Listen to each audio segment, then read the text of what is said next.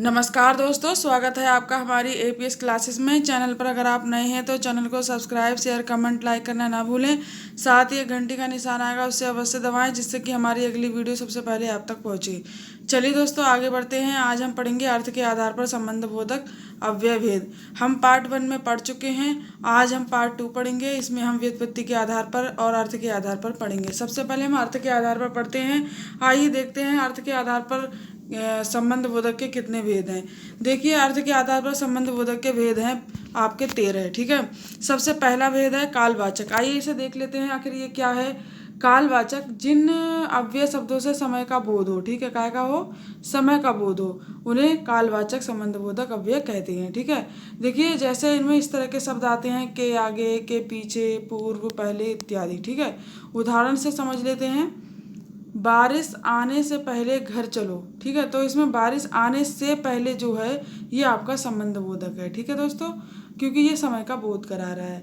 ऐसे राम के बाद कोई अवतार नहीं हुआ, तो ये के बाद शब्द है, ये आपका संबंध बोधक शब्द है और काल संबंध बोधक शब्द है, क्योंकि ये आपके समय का बोध करा रहा है। ठीक है, इसमें से पहले आपका काल बोधक है और इसमें आपका के बाद कालबोधक या कालवाचक शब्द हैं। ठीक है दोस्तों, चलिए आगे बढ़ते हैं। अब है हमारा स्थानवाचक। ठीक है, स्थानवाचक क्या होता है। देखिए, जिन अव्यय शब्दों से स्थान का बोध हो उन्हें स्थानवाचक संबंध बोधक या संबंध बोधक अव्यय कहते हैं। ठीक है दोस्तों, इसमें किस तरह के शब्द आते हैं, जैसे आगे, पीछे, के, सामने, बाहर, भीतर, नीचे, पीछे इत्यादि। ठीक है, चलिए इसे भी उदाहरण से समझ लेते हैं। आइए दोस्तों, उदाहरण से समझ लेते हैं। देखिए, जैसे उदाहरण है, मेरा विद्यालय घर से दूर है। ठीक है दोस्तों, यहाँ पर से दूर जो है ये आपका क्या है, ये आपका स्थानवाचक है, क्योंकि ये आपका स्थान को दर्शा रहा है। ऐसे मेरे घर के सामने बगीचा है, तो जो के सामने जो शब्द है ये आपका क्या है, स्थानवाचक है, क्योंकि ये आपका स्थान को दर्शा रहा है। ठीक है, स्थान का बोध करा रहा है। चलिए दोस्तों, आगे बढ़ते हैं। अब है हमारा कारणवाचक संबंध बोधक। ठीक है, या हेतुवाचक संबंध बोधक। ठीक है, इसे हेतुवाचक भी कहते हैं, कारणवाचक भी कहते हैं। आइए इसे समझ लेते हैं, ये क्या है। देखिए, जिन अव्यय शब्दों से किसी कारण का बोध हो उन्हें कारणवाचक संबंध बोधक शब्द कहते हैं।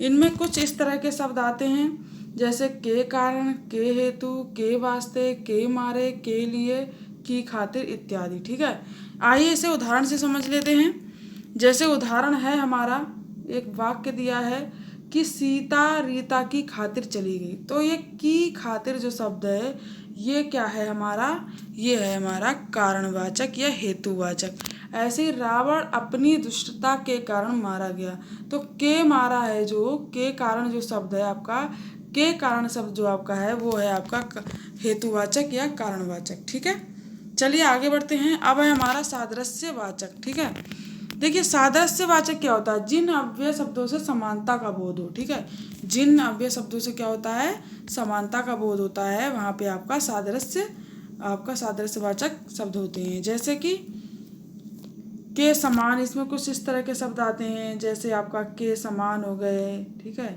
की तरह, के जैसा, वैसा ही, की तरह इत्यादि शब्द आते हैं। उदाहरण है जैसे मानसी के समान मीरा भी सुंदर है, तो यहाँ पे के समान जो है वो आपका क्या है, वो आपका सादृश्य वाचक संबंध बोधक शब्द है। ठीक है, ऐसे आपका रवि की तरह आकाश भी शैतान है, तो आपका जो की तरह है जो ये आपका क्या है, ये आपका सादृश्यवाचक है। ठीक है, क्या है, सादृश्यवाचक संबंध बोधक। ठीक है, चलिए आगे बढ़ते हैं। अब है विरोधवाचक संबंध बोधक। ठीक है, विरोधवाचक संबंध बोधक क्या होता है, जिन अव्यय शब्द विरोध का बोध हो, जिन अव्यय शब्दों से क्या हो, विरोध का बोध हो, वहाँ पे आपका विरोधवाचक संबंध बोधक शब्द होते हैं। ठीक है दोस्तों, चलिए इन्हें देख लेते हैं। इनमें कौन कौन से शब्द आते हैं।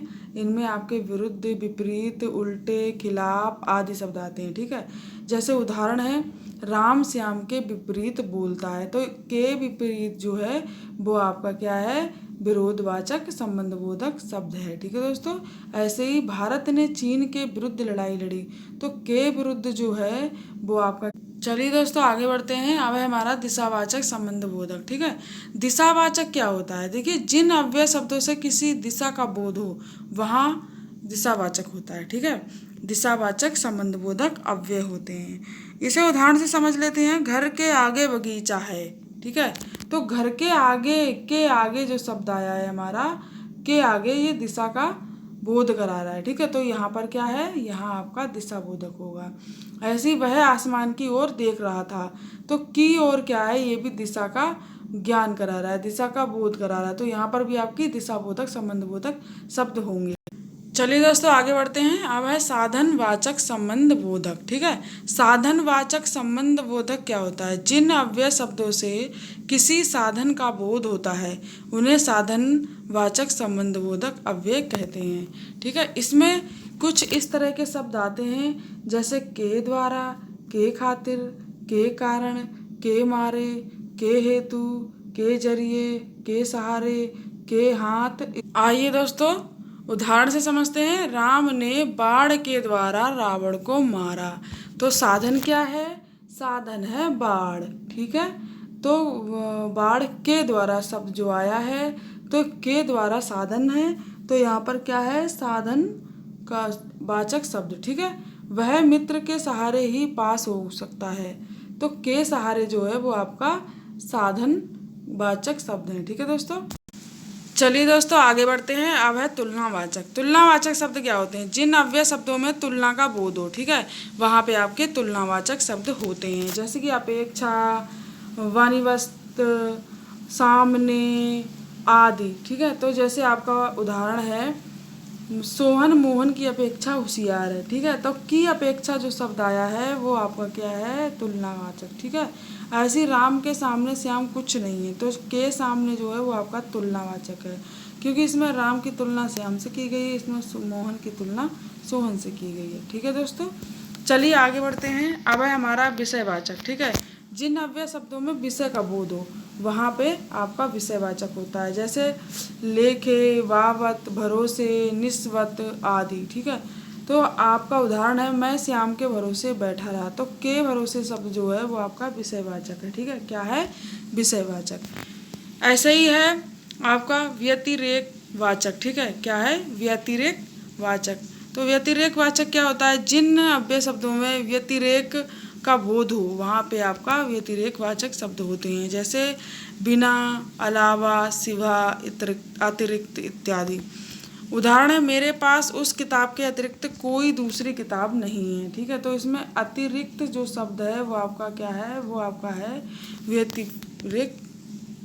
चलिए दोस्तों आगे बढ़ते हैं। अब है तुलनावाचक। तुलनावाचक क्या होता है, जिन अव्यय शब्दों में तुलना का बोध हो वहाँ तुलनावाचक होता है, जैसे अपेक्षा, वनिवस्वत, सामने आदि, इस तरह के शब्द आते हैं। चलिए उदाहरण से समझ लेते हैं। सोहन मोहन की अपेक्षा होशियार है, ठीक है। तो यहाँ पर क्या है, सोहन की तुलना मोहन से की गई है, ठीक है दोस्तों, कि वह होशियार है। ऐसी राम के सामने श्याम कुछ नहीं है, ठीक है। तो यहाँ पर राम की तुलना श्याम से की गई है।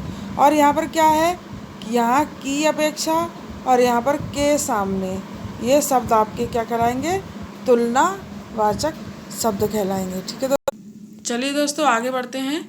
अब है व्युत्पत्ति के आधार पर संबंधबोधक अव्यय के भेद। देखिए व्युत्पत्ति के आधार पर संबंधबोधक के भेद हैं दो। पहला है आपका मूल संबंध बोधक, दूसरा है यौगिक संबंध बोधक। आइए सबसे पहले हम पढ़ते हैं मूल संबंध बोधक, ठीक है, बाद में पढ़ेंगे यौगिक संबंध बोधक। सबसे पहले हम मूल संबंध बोधक के बारे में पढ़ते हैं। देखिए, वे संबंध बोधक अव्यय जिनकी रचना का मूल रूप से हुई है, ठीक है, वे संबंध बोधक जिनकी रचना मूल रूप से हुई है, अर्थात ये किसी अन्य शब्द की सहायता से नहीं बनाए गए हैं, मूल संबंध बोधक शब्द कहलाते हैं। देखिए, मूल का मतलब ही मूल होता है। मूल संबंध का मतलब समझ लीजिए आप। मूल संबंध बोधक शब्द जो होते हैं वो किसी की सहायता से नहीं बने हुए होते हैं, वो स्वतंत्र होते हैं, ठीक है, वो स्वयं ही बने हुए होते हैं, उन्हें किसी की ज़रूरत नहीं होती है, ठीक है दोस्तों। चलिए आइए समझ लेते हैं। जैसे बिना, जैसे आपका है बिना, जैसे आपका है पर्यंत, ठीक है, आपका पूर्वक, समान, समेत, तक इत्यादि, ठीक है दोस्तों। ऐसे ही आपका यौगिक संबंध है। यौगिक संबंध बोधक क्या होता है, वे संबंध बोधक शब्द अव्यय जिनकी रचना मूल रूप से नहीं हुई है, अर्थात ये किसी अन्य की सहायता से बनाए गए हैं, ठीक है। देखिए, यौगिक संबंध क्या होते हैं? यौगिक संबंध वे होते हैं जो कि मूल रूप से नहीं बने हुए होते हैं, वो किसी न किसी की सहायता से बनाए जाते हैं। ठीक है, तो ये जैसे संज्ञा के सहायता से कुछ शब्द हैं, जैसे संज्ञा की सहायता से अपेक्षा, पलटे, लेखे, मार्फत आदि। विशेषण से समान, योग्य, ऐसा, उल्टा, तुल्य आदि। क्रिया से लिए, मारे, चलते, कर, जाने आदि।